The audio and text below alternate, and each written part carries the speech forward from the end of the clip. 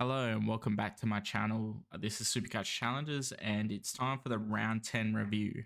A bit of a middling round this round. We didn't really do great, which is not good. We went back 381 spots, so kind of shows that the 2067 was a really bad score, which was kind of, well, we thought that might happen because if we looked at the scores that were happening throughout the week, and it was a really, really big round for the premiums. And along with a few injuries, really didn't help us out. So now we're sitting at 113K. I'm not sure we're going to be able to make 50. I don't know what.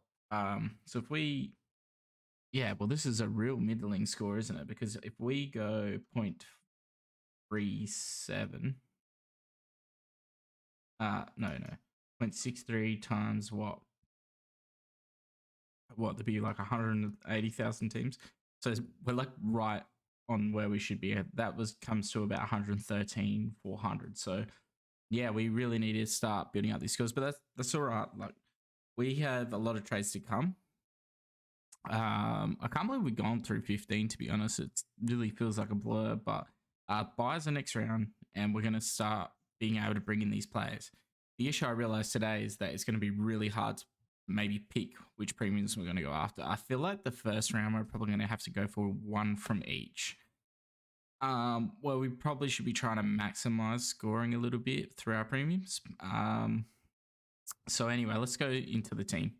And one of the other issues I've noticed is that we've just got a problem with our rookies now. We probably should have put a little bit more work into making sure that we were getting the right ones. So guys like Green are missing. I mean, the Roberts injury is a bit annoying, but you know, Drury, we probably should have gone Weddle for an extra 40k. But he's not going to make that much money now. Chincotta's now out, so I guess that one's a little bit unlucky. We've held Chesser, but he just does not look like making any money. The only good thing is that I guess he's got good job security, so that's something, isn't it? But yeah, if we could get like a constable game, that'd be great. We've held Baker as well, and he had to play on because of some absolute bullshit last week with player outs and stuff like that. Who was the laid out? Someone was a laid out. Setterfield, yeah, with the Setterfield out, we're just like forced to make a trade because I think the other person we were looking to trade was Chandler, and we were forced to keep him in the end. If we look at our trades, oh, we had to go Hopper as well, so we had a double injury, which just made it real hard. We probably should have gone for the Gold Coast boy and Bailey Humphrey. Like hindsight's 2020. Maybe not the Gold Coast boy, maybe even Wordle. Because what if we did that, we would have pushed up, you know, Tarantula to the midfield maybe, or even Golden, and then put Mitchell down the bottom, and then carried Weddle's 100. That would have been nice. Instead, we go. I mean, 86 from Chandler isn't bad, and we're probably going to want to play Chandler anyway. The issue this week is that Ryan's probably hit his peak. Although Chandler did score well, so maybe his break even 72. We're probably going to hold on to him a little longer, maybe to his bye, because like he's probably going to go back up the week after, and he only lost 9k, so he's probably going to end up higher than what he was when we could have traded in the week before anyway, which would be nice. Just needs to get 275s, and look, a 75 against Freeman is probably not going to be the hardest, and a 75 against Carlton probably not the hardest either. I think we're going to skip, you know, going through every player. I think we'll just talk about probably some of the big issues that we had. So sadly, we had so much momentum with like holding a couple of these players in our back line, but it's seen Hunter Clark dropped with 36. I don't really know how this score really came about. Like if you have a look at the St Kilda players, all of them scored big. Like Sinclair went 160, Steele went 130, Marshall went 125 or something like that. You know, Wangani Malero, who we've got, 113. I thought we traded him. It's good that we kept him. Yeah, they all scored so well, and then we got Hunter Clark and he had 36, so that's annoying. Hinge was really annoying. His was a bump. I believe he copped a big bump. I'm not sure whether this is a concussion or not. Have to follow up with that on the injury list when that comes out. But that's not good either. It's probably the one we have to trade. Like I don't like. This is the problem as well because we don't have the coverage now. Yeah, it's real hard. So I think that like if I was going to do this next year, I'd just make sure that the rookie coverage was a little bit better. I like it's hard because it's just like all of the guys we brought in as rookies have kind of failed a little bit, which is a bit annoying. So yeah, that's not great. Can we fix this a little bit? I'm not sure. So can we go something like this here, and then I don't even know how we can really fix it. Like we've been running Rat as our emergency ruck. It's just been lucky that he's just been going clear, um, clear. What is it? 80 since this round all the way through. I mean, he had 143, but 80, 88, 75, 43, 88, 77, 75. Maybe we should have kept Draper. I think Draper's played really well since we got rid of him, which is a bit unlucky, but he hasn't really made money. But I mean, I think we dropped him maybe on the 41. I'm not sure. Where did we trade him? Um, let's have a look. So, my history again. History. So we traded him on out Draper on round 8. That may have been the Geelong matchup. So was that just? I reckon it was just after the Geelong matchup. Actually, yep. And then he goes and gets 110. So we probably should have just held him, but. You know, hindsight's 2020 with this game. That's the thing. I mean, like we should have got rid of Hinge last week, but you can't really predict those things, can you? So we just have to keep moving forward. You know, next week we're gonna have a lot of trades to be able to use. I'm thinking just because of the way things are, we're probably gonna have to bring in Wits. Because I think he's gonna be he's the round 12 buy, and I just don't really like any of the other guys that are there. Like I really don't like any Geelong players except Stewart, and I don't like any of the boys from Gold Coast except Took, but Took's not playing because he's injured. Like if you looked at their scores this week, I think Anderson went 70, Rao went like 60, pretty sure. Might have even been a 50. They went an 87, so not horrible, but yeah. Not the scores you want from guys like that. And like, I think Wits is the only one that we can kind of get from round 14 because what we're probably going to do next week is go round 12, 13, 14 players. Because what's our round 12 looking like? It's probably looking pretty good. Yeah, so we got 5, 6, 7, 8, 9, 10, 11, 12, 13, 14, 15, 16, 17, 18, 19. So we got a lot in round 12. And we're going to be, pushing players because round 13, we should be fine.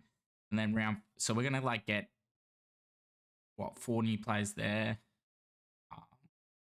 Round 12, we might try to get 4 players. And then like here, we're actually 1, 2, 3, 4. 4 if Drew plays 5. 6, 7, 8, 9, 10, 11, 12, 13, 14, 15, 16, 17. So we got 17 there, but that will, that will get better with like Wits, for example. So yeah, the last round is definitely our worst, but that's fine because we can trade through that. So that's all right. But yeah, not great from Hunter Clark this week. So those things happen. Other bad scores. I mean, like the midfield is actually quite good, and funnily enough, Hunter could actually get a better role now with Clayton Oliver potentially missing. I mean, I don't know if he'll go in the mid. I feel like they'll play in wing. I actually think that it could be really good for Chandler. I think Chandler might get some CBAs, which would be really good for his scoring, and that's kind of keeping me holding Chandler as well because like. Melbourne Fremantle's not an easy beat now. They were at the start of the year, not so much now. But round 12, I believe, is I think it's like quite easy after that. Round 12 is Carlton, who probably a little bit easy. And then round 13 is Collingwood's not great. So I guess maybe not the best, but nevertheless, we'll probably hold him through to his bye, because I have more like trust in him scoring than maybe a couple others. Um, and now this is kind of like creating the issue of what do we do? Because right, so with Samson, for example, if we go to trade him, we do have Horn Francis, so we do have mid forwards, so we can pull someone down and look at maybe getting a rookie. Because I'm thinking what I'm wanting to do is, so there's two, for me, probably 2 to 3 choices, even more than that. There's actually quite a few good um choices. I kind of wish that it was next week already because I think I know who I would be bringing in. And it's going to make itself really hard because so these are probably trade targets if you haven't already got them. So Merritt. So I think I was fairly like big on Merritt last week. I actually captained him on my main team. He went 162 against Richmond, probably his biggest score ever. Just massive. And like I think Scott's finally realized that hey, Merritt is a really, really good midfielder, and maybe we shouldn't try and play we should play him. He should play his defensive role, but not completely defensive. Like I think that's something he's kind of figured out. Uh, then we got Sicily. So Sicily has gone to 134. So he's gone. He had that 63, but now he's gone 134 twice. And yeah, you've lost 16K from that low, but Jesus Christ, he's got his break even's like 49. So plus 26K if he goes 107. So you really want to be getting him as well. Who's others? Like Jack Steele. So I may not have been. I can't remember what I said last week, but I was kind of actually always thinking based on the stats, it looked like Steele wasn't playing injured because the tackle numbers were high, and he did another 11 last week, and he looked like so ferocious with the tackles, and it really showed in that 135. His break even's now 86, so you probably could wait a week on him. And then you could wait another week because you'll have the bye next week. So yeah, kind of up to you, but the Hawthorn matchup does look pretty tasty. But I'll probably be getting him in both this team and the other team because like this run home is just Sydney, Richmond, easy beats not easy beats, but midfield, let you score. Brisbane, I mean, like if you just have to look at Humphrey, they put so I'll get back to the Humphrey situation and what I think kind of happened there. But yeah, Humphrey went huge. West Coast, I mean, they tag, but I don't know. I'm not sure they try and tag Steele. I think they try and tag Sinclair. Melbourne, they've been letting huge scores go. Gold Coast, huge scores. North, tag, but probably not him. Hawthorn, good tag, but probably not him. And then Carlton, pretty easy. Richmond again. Geelong, probably a hard one. And Brisbane again at the Gabba. So that Brisbane one's actually a marvel. But by this time, you're not caring in 23, 24. He's probably done his work. And yeah, he might revert to the mean, but you're really, really enjoying the scores he's given you. Then the other one is Rory Led. So he's also ready to pop. Really frustrating. He went a 145. All I needed him to do was go like a 120, and I could have got him in one trade for Samson in my other team.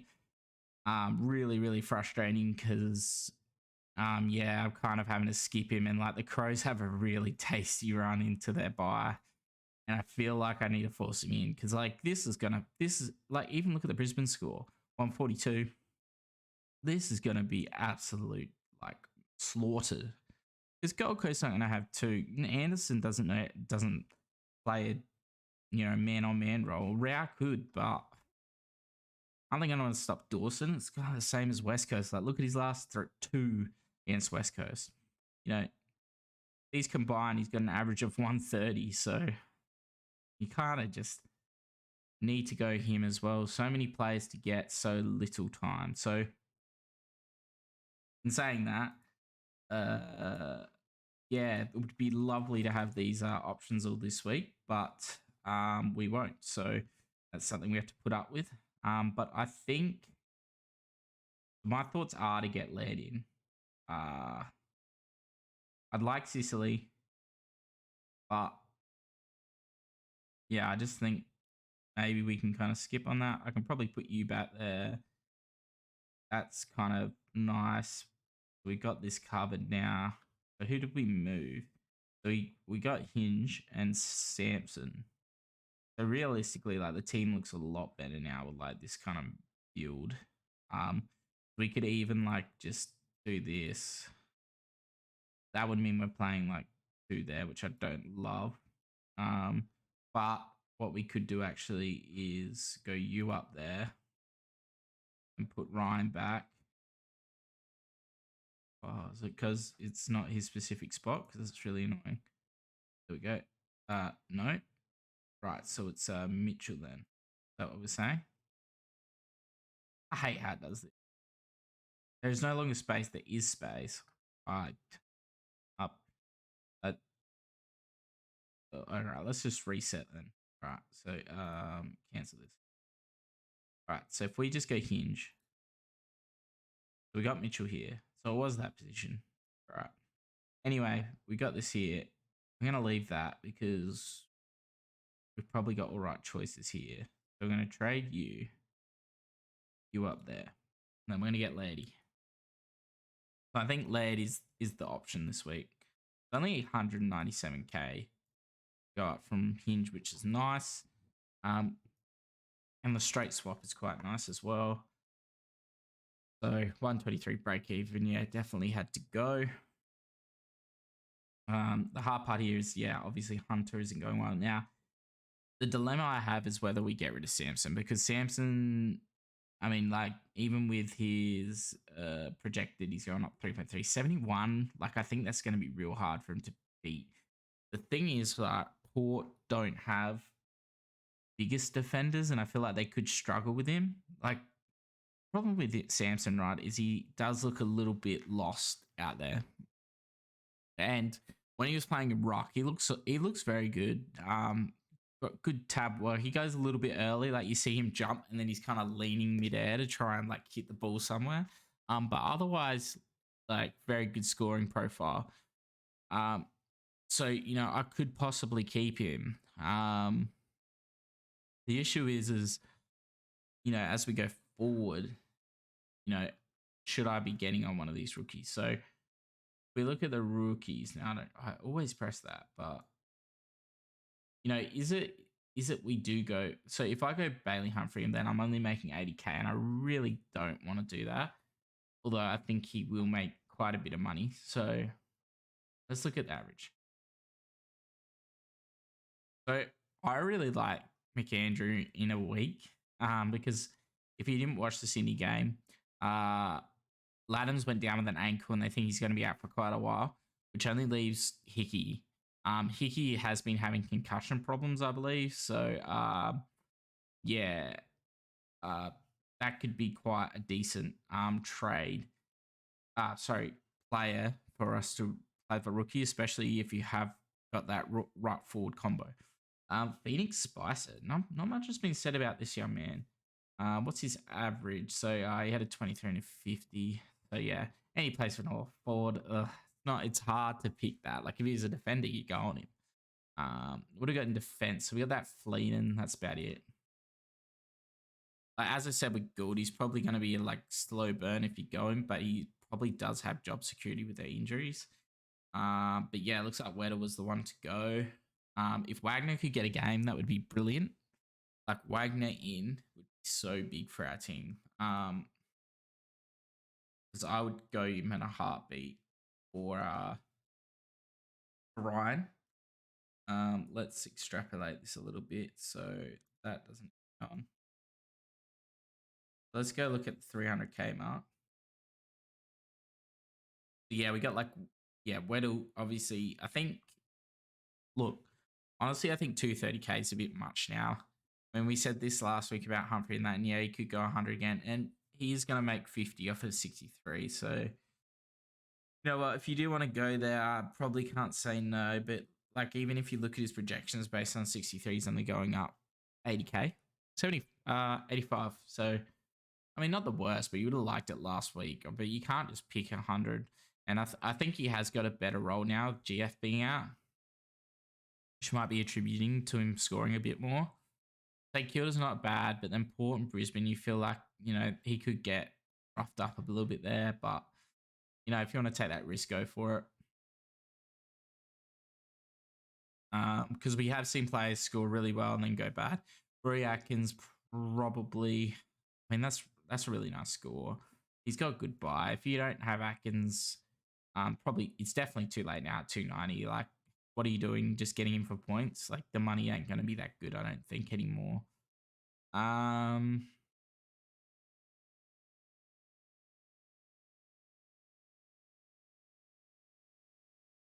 Let's have a look. Yeah, there's just not much here. Like, I think if you want security, Fleeton probably has it. I think everyone else like isn't really worth it at their price. The Paddy Parnell had a 56, so not great, but I think Crow's got like belted a bit in that game, and he'll be back at Adelaide next week, so not the worst. -5 break even, so still money to be made. But as I said, you'd probably just go Weddle over Patrick Parnell. I think that might have been the argument last week, or was definitely for Humphrey as well. Yeah, so I think if you're going to bring someone in, it's Fleeton.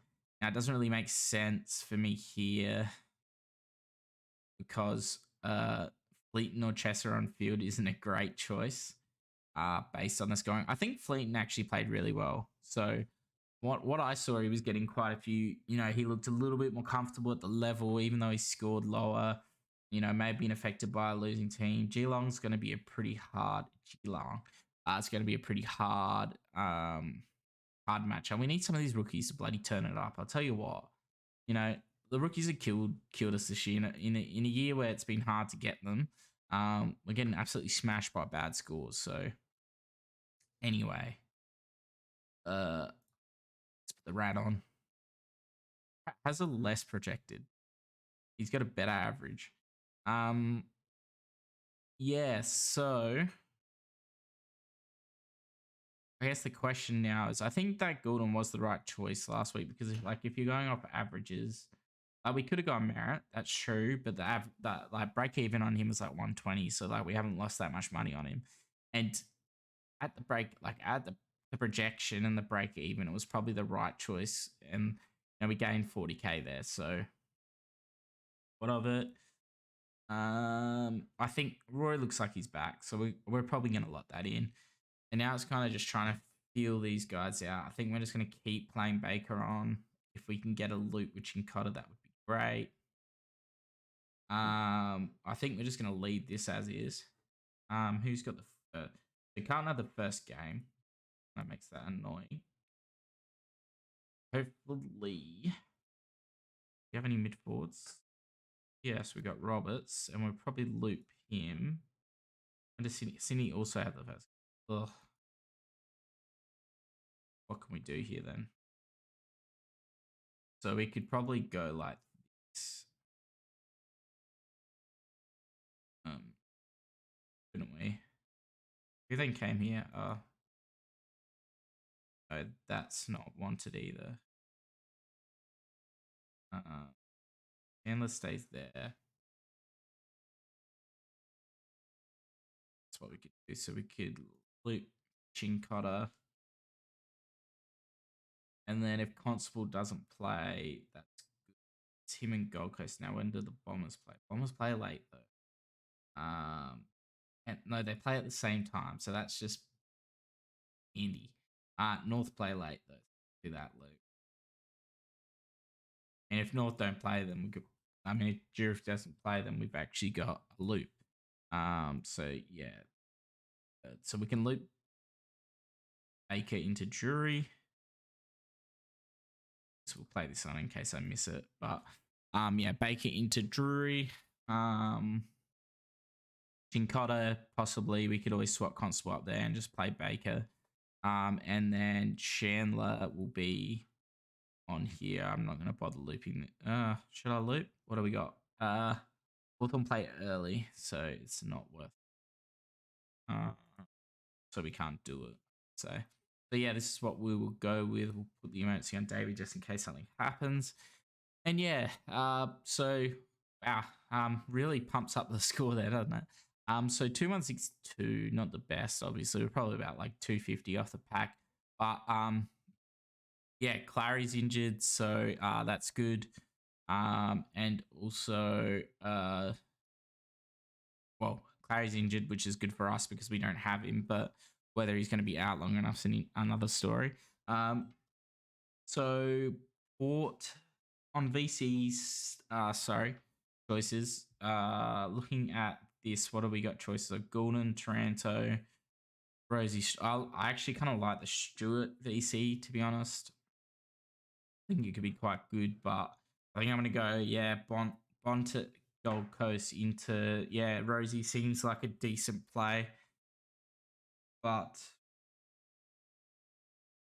yeah, because it's going to be real touch and go with that Geelong game into Bont. Because I think, oh, wait, the Crows. We had the Crows. That's a hard one. I don't really like capturing Rosie because, like, this 140 is a bit of a blip on the radar. Like, if we look, 97, 92, 126, 84, 93, 126. So it has been trending up here, but like you've only got maybe 2 or 3 captain scores out of 10, so not the best. Probably we'll just go lead, I think. Even though I think this can be a really good score because Richmond are Richmond at the moment. Probably will captain this if it will let us go. Now, let's talk about the Humphrey debacle first. So if we quickly talk about that, load. What is going on here? Oh, great. Logged out. Love you, Supercoach. All right, we're not getting a load. This is good. Exactly what you want.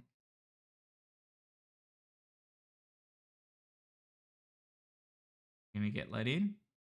Nope. Great. All right. So actually, let's do a quick count up. So how many more do we have to upgrade? So 1, 2, 3, 4, 5, 6, 7, 8, 9, 10, 11, 12. So we need 12 upgrades. And it's probably like if we take that last trade, for example, it's going to be what? Like probably another 8 just one. So one trade. So we'll have 11 left with what? 4 players left to upgrade. So that's not bad.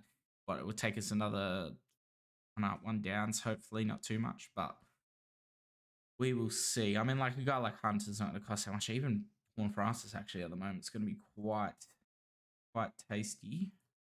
We might really have to try and time these. What's Hunter Clark at? Oh wait, 1, 2, 3, 4, 3, 4, 5, 6, 7, 8, 9. It's actually 11. Maybe with Sheasel, so 11. So realistically, we could do this with and have not 10 trades left and only two players to upgrade. So that would be nice. That would be really nice. Imagine if we could start like getting some loot. Like if I was able to get in 6, would I try and get an extra? Maybe. Depends on the rookies. We're not like getting great rookie value coming through. But yeah, I mean, this could be a 130k upgrade. Like, yeah, a few of these could be actually quite cheap to upgrade. So that's good. Anyway, so looking to the Humphrey issue. So I think what happened here, and maybe if we had a bit of foresight, we could have kind of thought about this. So like a lot of what was pumped up in the media was the Rao Anderson versus Lockie Neal Dunkley. And I think that Brisbane really went out to target those two blokes, and it kind of left Humphrey to kind of do what he wanted. So, you know, you're not really going to be putting too much pressure on like an 18-year-old who's shown a glimpse the previous week, but not much like before, like not much directly before that. I guess he was playing in a forward line position. I think that might be what, like, if we look at this, there was nothing like the West Coast game, yes, but like there was nothing like even that's a West Coast game. And I think that's what kind of happened. Brisbane kind of went, you go do what you want. We want to put time and effort into these two. And that's what we're going to worry about. So yeah, I think that's what happened. And you know what? Um, uh, that was probably a good choice by those people who picked him because I mean Bulldogs actually rank really hard for mids and forwards to score against, so it's going to be very interesting to see how Humphrey does this week. But with a -50, you're not as a break even, you're not going to be too worried. So yeah, we could be in a lot better position if we hit some of those rookies. So maybe not necessarily Humphrey, but guys like um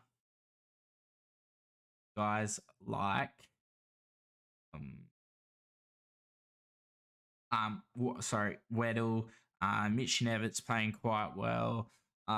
Who's a few others. I mean, we did get some of them, but like Rory Atkins maybe. Like those guys are probably going to be like pretty cashed up. I even Chase Jones, we could have taken a risk on like what's he at? Has he made the 400? If you got him at 250 and he's made the 400. So it wasn't 250, it's like 270, but still you're happy with 125 and he went down a little bit, but I think he's going to make the 400k mark because the Crows after this year, they've got it a bit easier. And yeah, yes, it's been a obviously average week, but we keep moving forward. I still think we can go well from here.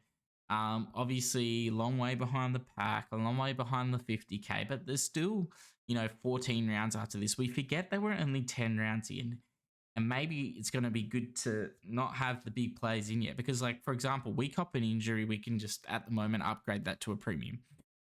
For a lot of teams now, they're really having to manage those trades, make sure they're not losing too many players. And hopefully, we can just keep upgrading, keep dodging the bullets as far as premiums go, and getting in the good ones. So I might get Wardlaw next week. I think he's gonna be really good, and I think downgrading a Baker to him is gonna be quite fruitful. Like that's probably say 110k. So for one, it probably gets us another premium upgrade, and secondly.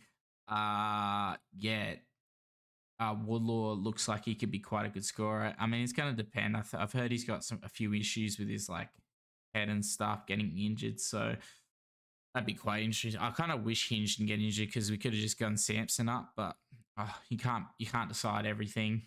Maybe Samson goes next week. We bring in a Steele, but we can do 3 or 4 trades next week for premium, so that's something good. Anyway, been a lot of rambling tonight. We'll go with the 3-2-1 quickly. So I think the 3 has to go to Connor Rozee. The 2 can go to Jason Horne-Francis. Like one of I've said I think that Horne-Francis will have a decent back end, and since I've said that, I mean he went 109, 80, 123. So I just think he's starting to get it together, and that was a hard pressure game. A high pressure game against Melbourne. He scored well, so hopefully he keeps going. And let's give the last one to someone a bit different. So, I could easily go Ashcroft, but I think I'm going to go Wangini Milera. I think this 113 is his biggest score of the year. Yep, not the biggest in the team, but he can have a 1. The 113 is definitely his highest. Yeah, broke the 100 mark. We love that. Hopefully he can back it up against Hawthorn again. An easy-ish team to score on. And anyway, hopefully you enjoyed the vid. I might do another. I mean, there's not much point in looking at rookies. Maybe we'll look at those targets for premium upgrades. We'll see. I think next 2, a little bit iffy. For rookies anyway, it's a little bit of an iffy week. I think last week was the big decision week. And yeah, I probably got it wrong, but that happens. If you got Humphrey, you're happy. If you got Weddle, you're happy. If you got Drew, you're not happy. And if you got Sharp, you're a bit of in between. So anyway, good luck to you all. Hopefully your teams are going a lot better than this one is. And we'll see you in the next vid. Cheers.